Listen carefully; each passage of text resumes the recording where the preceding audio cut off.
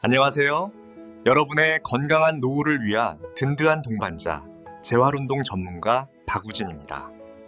날씨가 부쩍 추워졌습니다.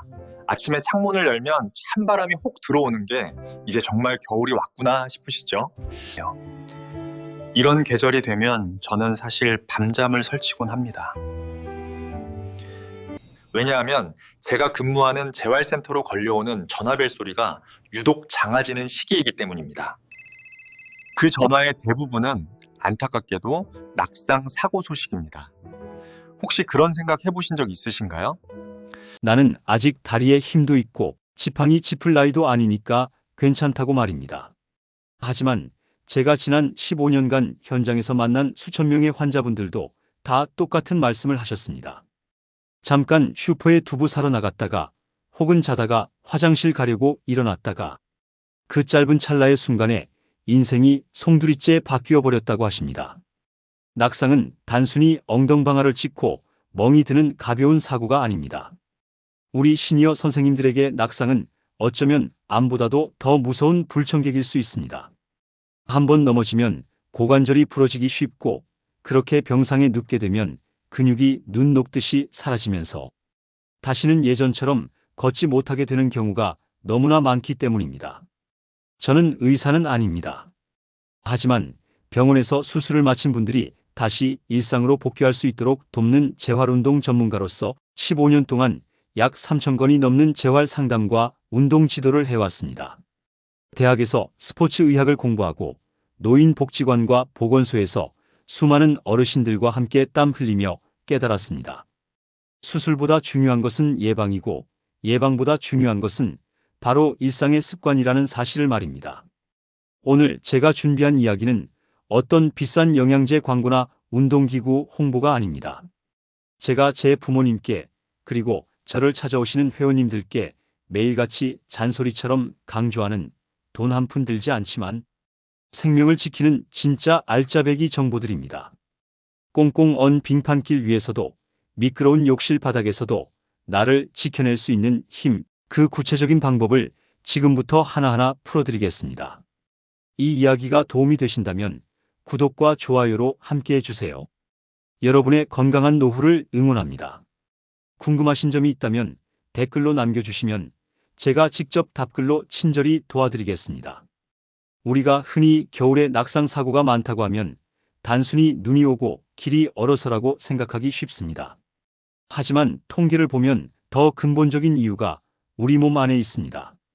국내 질병관리청에서 발표한 2022년 자료를 보면 겨울철 12월에서 2월 사이에 낙상으로 응급실을 찾는 65세 이상 환자 수가 다른 계절보다 약 10% 이상 높게 나타납니다. 그런데 여기서 주목해야 할 점은 사고 장소입니다. 절반 가까이가 집 안이나 집 주변에서 발생했습니다. 이것은 기온이 떨어지면 우리 몸의 근육과 관절이 마치 냉동실에 넣어둔 고무줄처럼 뻣뻣하게 굳어버리기 때문입니다. 유연성이 떨어지니 돌발 상황에 대처하는 속도가 현저히 느려집니다. 미국의 한 대학 연구팀이 발표한 자료에 따르면 기온이 섭씨 1도만 떨어져도 근육의 수축 반응 속도가 유의미하게 느려진다고 합니다. 즉, 미끄러운 곳을 밟았을 때 평소라면 탁하고 중심을 잡았을 몸이 겨울에는 억하고 넘어지게 되는 것입니다. 선생님, 혹시 추운 날 외출하려고 현관문을 나설 때 몸이 잔뜩 움츠러들면서 어깨가 귀에 닿을 듯이 솟아오르고 손을 주머니에 푹 찔러넣게 되지 않으시나요?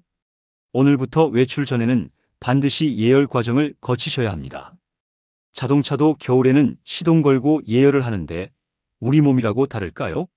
첫째, 현관문 열기 5분 전 제자리에서 가볍게 발 뒤꿈치를 들었다 내렸다 하는 동작을 20번만 해주세요. 종아리 근육에 혈액을 돌게 해서 굳은 다리를 풀어주는 겁니다. 둘째, 외출할 때는 장갑을 꼭 끼세요. 손이 시려우면 주머니에 손을 넣게 되는데 이것은 낙상 사고 시 얼굴이나 머리를 다치게 하는 가장 큰 원인입니다. 장갑은 선택이 아니라 겨울철 필수 안전장비라고 생각하셔야 합니다. 셋째, 달력의 외출 시간을 기록해 보세요. 되도록이면 해가 떠 있고 기온이 조금이라도 오른 오후 12시에서 2시 사이에 움직이는 것이 가장 안전합니다. 간혹 뼈를 튼튼하게 하겠다고 곰국만 드시는 분들이 계십니다. 물론 영양 섭취도 중요하지만 근육의 반응 속도는 음식만으로는 해결되지 않습니다. 반드시 물리적인 움직임으로 체온을 높여야 합니다. 또한 고혈압약을 드시는 분들은 추운 날 갑자기 찬 바람을 쐬면 혈관 수축으로 어지럼증이 올 수 있으니 모자와 목도리로 머리와 목을 따뜻하게 보호하는 것이 낙상 예방의 첫걸음입니다. 어지러우면 넘어집니다. 전문가 상담이 필요한 경우는 앉았다 일어날 때 눈앞이 핑 도는 기립성, 저혈압 증상이 일주일에 3회 이상 반복될 때입니다. 지금까지는 왜 겨울철에 우리 몸이 넘어지기 쉬운지 그 원리를 정리했습니다. 다음은 이 위험을 이겨낼 수 있는 내 몸 안에 튼튼한 기둥을 세우는 방법을 알려드리겠습니다. 낙상을 막는 것은 뼈가 아니라 근육입니다. 그 중에서도 엉덩이와 허벅지 근육은 우리 몸의 중심을 잡아주는 닭과 같습니다. 국내 한 체육대학 연구소에서 70대 노인 100여 명을 대상으로 연구한 결과 하체 근력이 강한 그룹은 약한 그룹에 비해 균형 감각 검사에서 20% 이상 높은 점수를 기록했습니다. 우리가 미끄러질 때 버티는 힘은 바로 허벅지 앞쪽 근육인 대퇴사두근과 엉덩이 근육인 대둔근에서 나옵니다. 이 근육들이 튼튼하면 미끄러져도 엉덩방아를 찢지 않고 무릎을 굽혀 중심을 낮출 수 있어 큰 부상을 막을 수 있습니다. 요즘 들어 바지를 입을 때 한 발로 서서 입기가 힘들어져서 어딘가에 기대거나 앉아서 입지는 않으신가요? 그것이 바로 균형 감각과 하체 근력이 빠져나가고 있다는 신호입니다. 사실 저에게는 아픈 기억이 있습니다.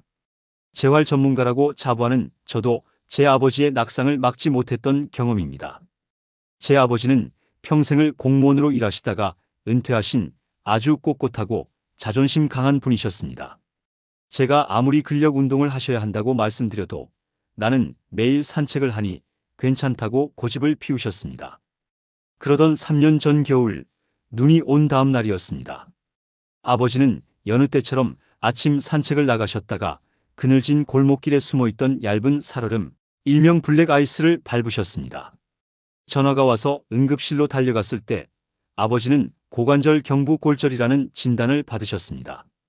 튼튼하다고 자부하셨지만 걷기만으로는 순간적인 미끄러짐을 버틸 순발력 있는 근육이 만들어지지 않았던 겁니다. 수술은 잘 되었지만 진짜 문제는 그 이후였습니다. 통증 때문에 움직이지 않으시려 했고 그러다 보니 일주일 만에 허벅지가 앙상해지더군요. 침대에 누워 천장만 바라보시는 아버지의 작아진 등을 보며 아들로서 그리고 전문가로서 피눈물을 흘렸습니다. 그때 뼈저리게 느꼈습니다. 걷는 것만으로는 부족하구나. 엉덩이와 허벅지에 일부러 힘을 주는 저항 운동이 없다면 결정적인 순간에 내 몸을 지킬 수 없다는 것을 말입니다.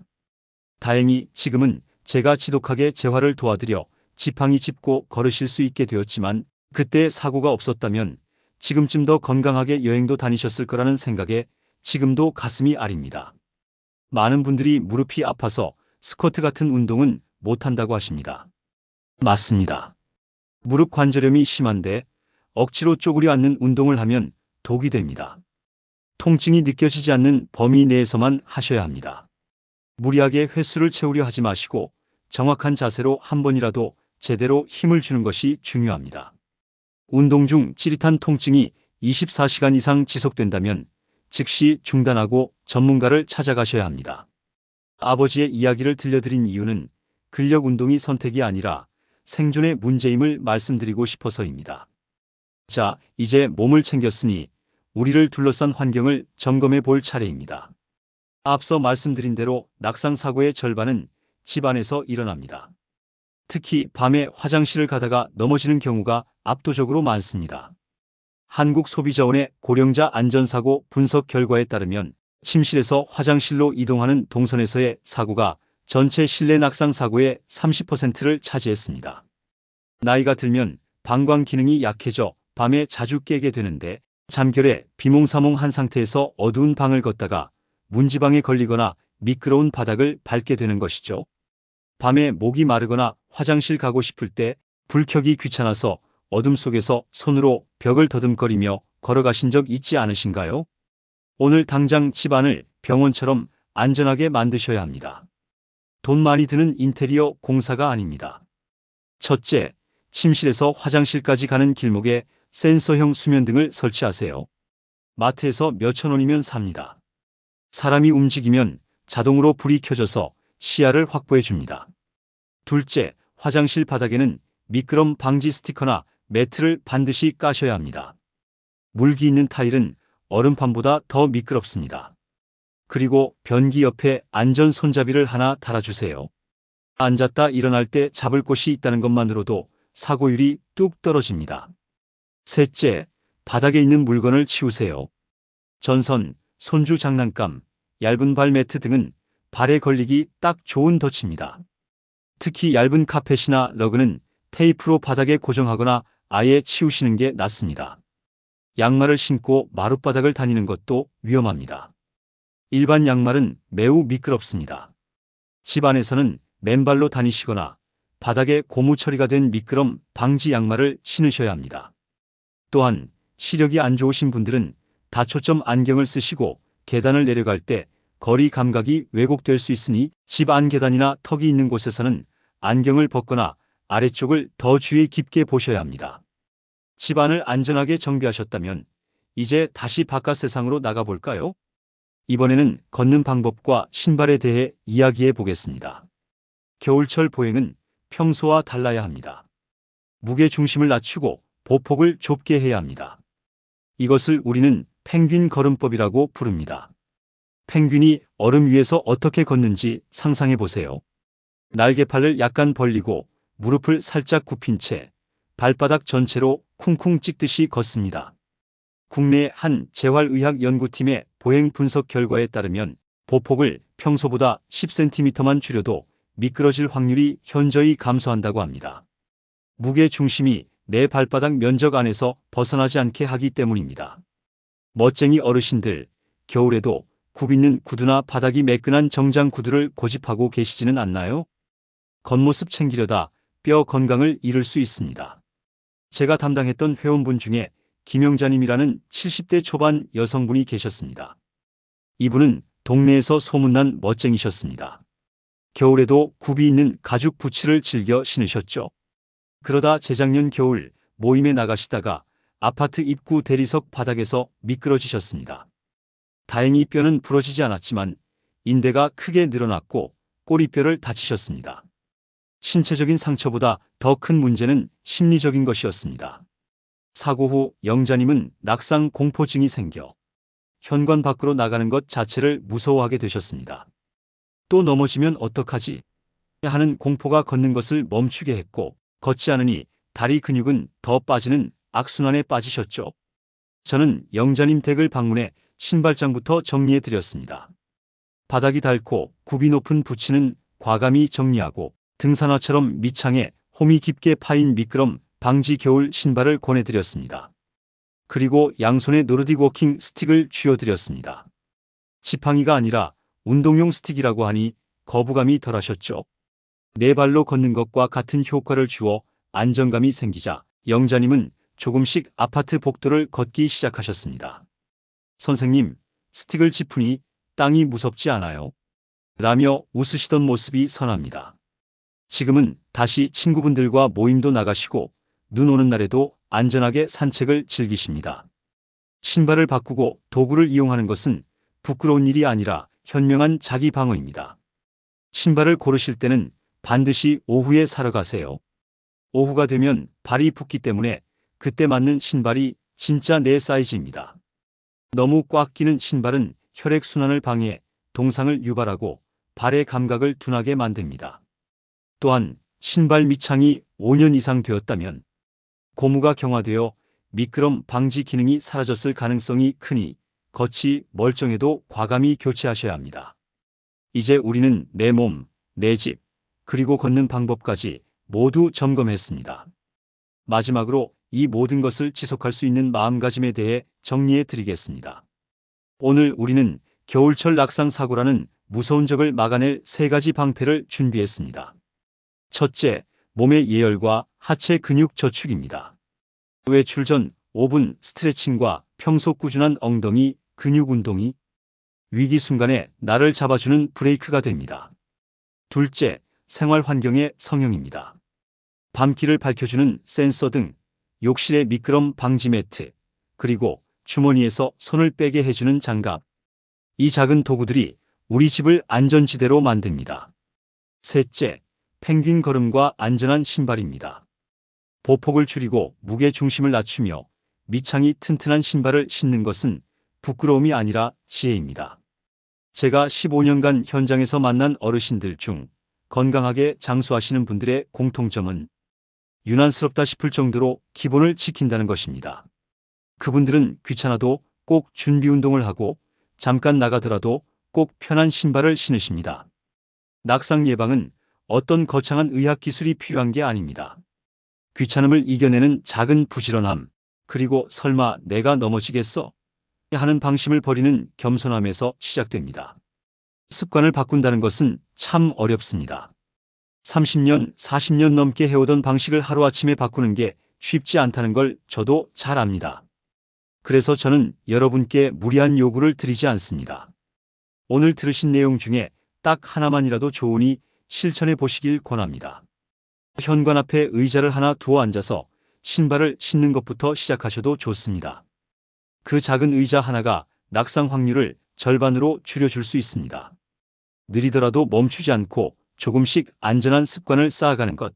그것이 바로 제가 추구하는 건강 철학이자 여러분이 100세까지 두 발로 당당하게 걸으실 수 있는 비결입니다. 내일 저녁부터 작은 습관 하나만 바꿔보세요. 그 변화가 여러분의 노후 건강을 완전히 달라지게 할 수 있습니다. 오늘 내용을 들으시면서 우리 집 욕실 매트가 너무 낡았는데 바꿔야겠구나. 혹은 내일 산책할 땐 주머니에서 손을 꼭 빼야지 하고 다짐하신 게 있으신가요? 있다면 지금 바로 댓글로 남겨주세요. 여러분의 다짐을 제가 직접 읽고 응원해 드리겠습니다.